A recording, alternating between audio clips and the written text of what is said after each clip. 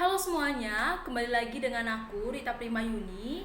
Jadi pada video kali ini aku akan berbagi cerita tentang apa saja sih motivasiku untuk menulis esai. Bicara tentang motivasi, untuk aku pribadi, aku akan mendapatkan motivasi dalam diri ketika aku tahu apa sih yang aku dapatkan, apa sih orang-orang sekitarku dapatkan ketika aku melakukan hal tersebut.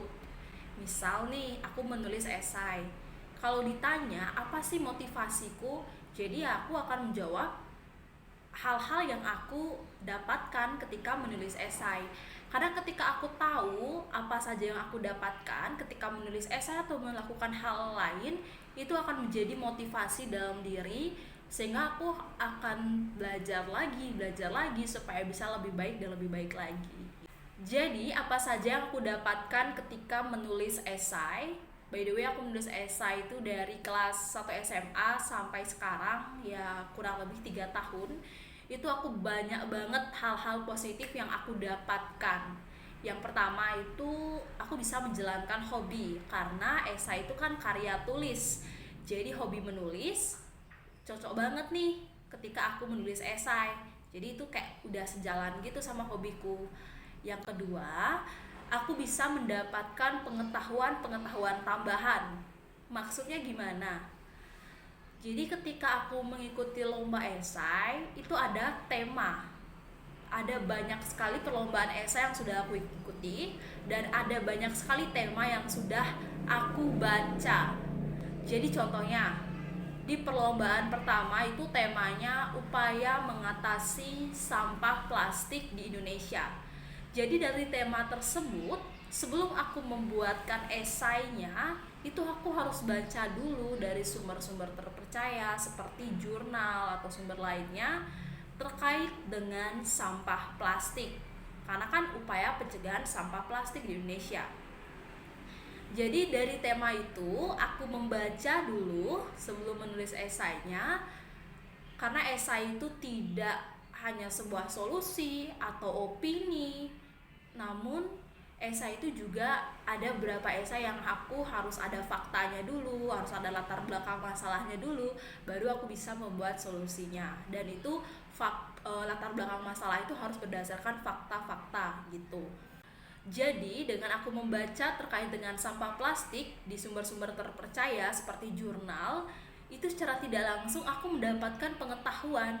Nah, pengetahuannya itu aku tahu sampah plastik itu apa, kemudian berapa persentase sampah plastik di Indonesia, daerah mana saja yang memiliki persentase sampah plastik yang tinggi, terus faktor penyebab sampah plastik yang tinggi itu apa. Banyak banget pokoknya pengetahuan yang aku dapatkan ketika menulis esai itu dari membaca terkait dengan tema esai yang akan aku ikuti dalam perlombaan. Gak hanya itu, banyak banget, ada ekonomi, ada kesehatan, ada lingkungan, ada pendidikan, dan lain sebagainya. Itu aku ketika mengikuti perlombaan, aku membaca supaya aku bisa memiliki bayangan dulu nih yang terjadi di Indonesia itu seperti apa, dan aku mendapatkan pengetahuan. Jadi istilahnya bisa menyelam sambil minum air. Jadi aku menulis esai bisa membaca sekaligus bisa mendapatkan pengetahuan dari bacaan tersebut gitu. Yang ketiga yaitu bebas berekspresi. Jadi aku seneng banget menulis esai ini karena aku bisa bebas untuk berekspresi. Jadi maksudnya gimana? Nah, ketika aku mengikuti suatu perlombaan, contoh dengan tema upaya pencegahan stunting di Indonesia. Jadi aku sudah baca sumber-sumber, baik itu dari jurnal terkait dengan masalah stunting di Indonesia, apa itu stunting, kemudian faktornya apa, terus berapa persentase stunting dan lain sebagainya. Itu sudah aku dapatkan informasinya dari jurnal-jurnal. Setelah itu aku membuatkan upaya pencegahannya. Jadi buatkan solusinya. Dari menulis esai ini, aku bebas berekspresi. Aku bebas untuk membuat solusi apapun, yang penting tidak keluar dari upaya pencegahan stunting. Baik itu aku buatkan program atau aku buatkan produk dan lain sebagainya, itu aku bebas untuk berekspresi, bebas untuk menyampaikan pendapat ketika presentasi kepada dewan juri itu. Jadi aku sangat senang sekali ketika aku bebas untuk berekspresi, bebas untuk berpendapat, dan bisa mempertahankan pendapat tersebut.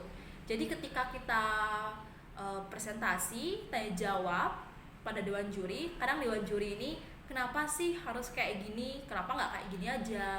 Nah di sana itu ada hal-hal yang bisa kita pertahankan pendapat kita, dan itu aku sangat senang sekali gitu.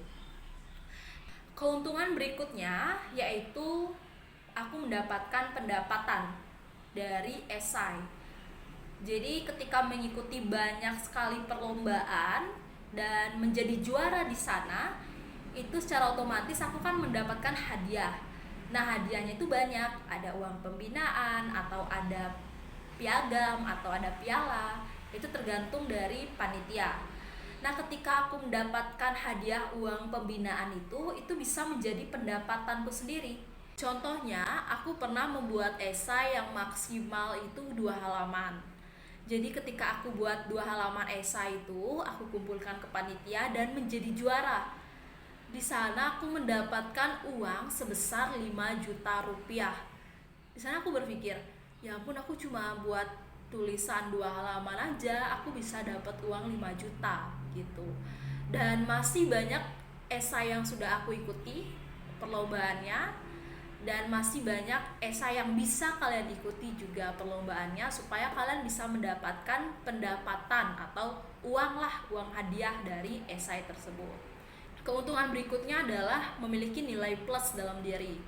Ini gak hanya menulis esai, namun buat teman-teman yang punya skill, punya hobi lainnya yang bisa menimbulkan prestasi, yang bisa menghasilkan prestasi, itu bisa kalian lakukan supaya kalian bisa memiliki nilai plus dalam diri. Jadi dengan nilai plus ini, yaitu aku nilai plusnya itu berprestasi dalam dunia esai, itu aku bisa diundang di beberapa media seperti televisi, radio, koran sebagai siswa berprestasi.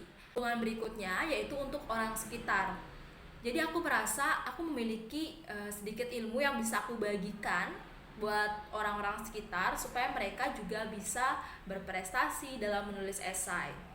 Jadi apa yang aku lakukan? Jadi aku bisa berbagi tips menulis esai di konten YouTube yang bisa kalian cek di video-video aku sebelumnya. Kemudian aku juga membuka kelas esai bareng Rita. Kemudian aku juga sangat terbuka untuk teman-teman yang ingin bertanya terkait dengan esai, atau ketika teman-teman ingin mempersiapkan sebuah esai untuk dilombakan gitu. Baik, sekian video dari aku. Buat teman-teman yang belum subscribe channel ini, bisa di subscribe dulu supaya nggak ketinggalan sama video-video menarik dan informatif lainnya. Sekian dan terima kasih.